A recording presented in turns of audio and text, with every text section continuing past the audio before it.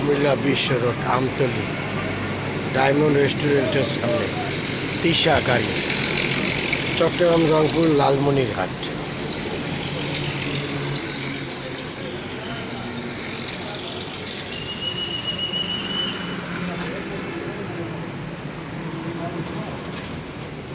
চারটা 20 সিঁড়ি টাইম।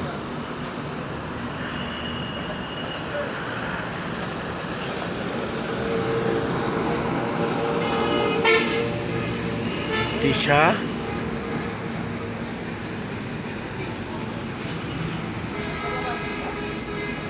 নাবিলা